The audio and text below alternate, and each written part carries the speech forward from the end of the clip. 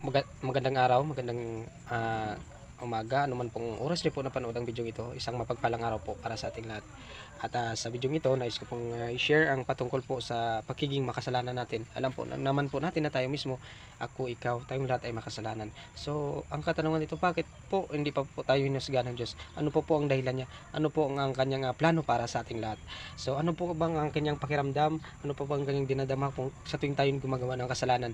So, sa mga kagaya ngayon, marami na pong nag-aaway-away, mga bansa laban sa bansa. So, mga kapatid, at sana'y pakinggan nyo po, patapusin nyo po ang mensahe ito dahil po ito'y para po sa akin, para po sa iyo, para to sa ating lahat.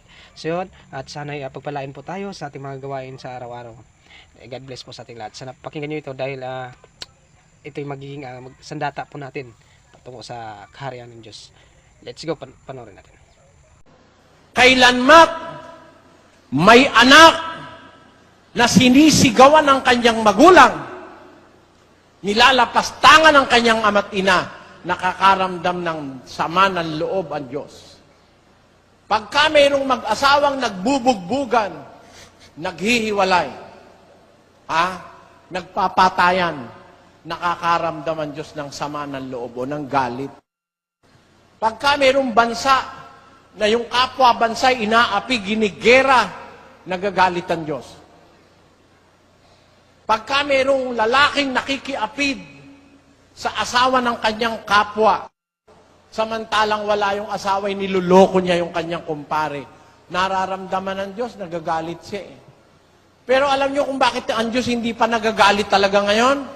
Babasa po ako ng talata. Maghanda kayo mga kapatid. Maghanda kayo sa pagdating ng galit talaga ng Diyos. Pakinggan niyo 8:11 ng Ecclesiastes. Sapagkat ang hatol laban sa masamang gawa ay hindi isinasagawa agad. Kaya't ang puso ng mga anak ng mga tao ay lubos na nangalalagak sa paggawa ng kasamaan. Yung palang hatol, laban sa masamang gawa, hindi isinasagawa agad. Nakita niyo yon mga kapatid?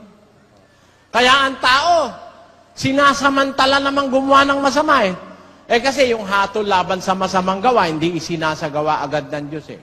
Dito ngayon nagkakaroon ng maraming question eh. Yung mga taong akala nila matatalino sila. Meron ako nakausap nung araw eh. Kung totoo kayang Diyos mo, bakit ka mayroong masama? Sabi mo, makapangyarihan siya sa lahat. Ba't hindi niya patayin yung masama? Ganun po ba ako, attorney? Oo! Dapat, para wag lumaganap ng masama, lahat ng gumawa ng masama, patayin! Agad! Sabi ko, attorney, hindi ko ba nagpa-practice kayo ng law? Oh! Pagka ho ba may akusado, pinapatay agad?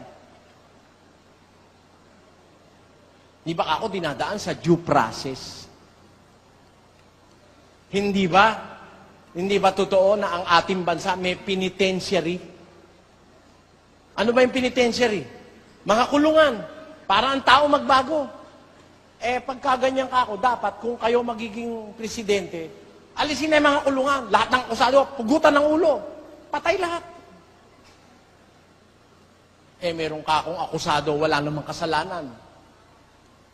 Di biro mo, napugutan mo agad ng ulo yung walang kasalanan. Masama pala ka akong paniwala nyo, attorney. Naipit ko siya ron eh.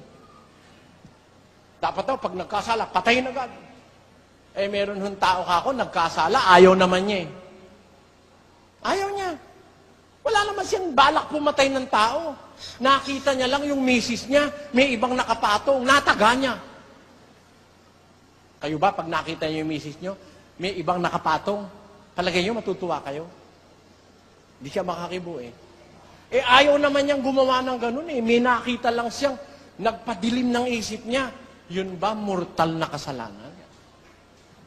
Sabi niya, lumipat siya ng tema eh. Bakit kasi Satanas? Pwede na naman dyan patayin. Sabi, Sabi ko, attorney, si Satanas, nilikha ng Diyos, hindi masama. Mabuti yan. Binasa ko 1:31 ng Henesis. Ang lahat na nilikha ng Diyos sa pasimula, mabuti. Sumama si Satanas.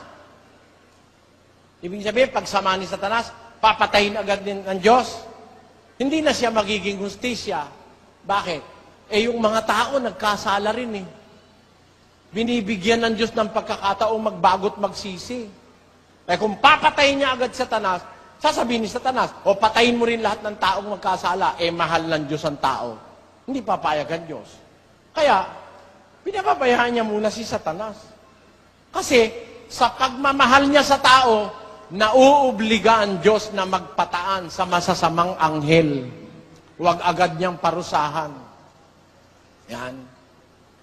Pati anghel na mga nagkasala, kagaya ni Satanas, hindi agad pinaparusahan ng Diyos. Dahil nga, pag pinarusahan niya, mauobliga siyang pati tao pag nagkasala, parusahan niya agad. Di ba ganun lang lilitaw noon?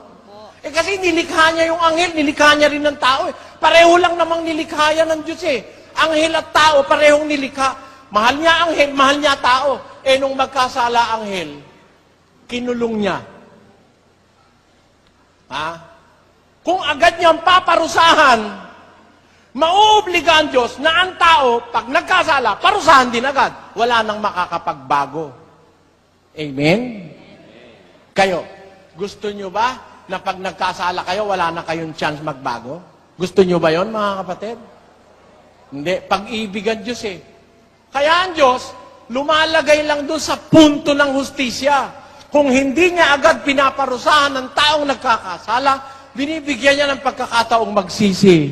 Hindi niya rin uubrang agad na parusahan si Satanas at ang mga anghel dahil nilikha rin sila ng Diyos, mga kapatid. Kaya alam nyo, hindi lang natin nauunawaan ng Diyos eh. Dapat unawain din natin ng Diyos sa kanyang kalagayan. Uunawain tayo ng Diyos, unawain din natin siya. Ang gusto natin, tayo lang ang inuunawa eh. Gusto natin kung minsan, utusan pa ang Diyos eh. Pangit yun.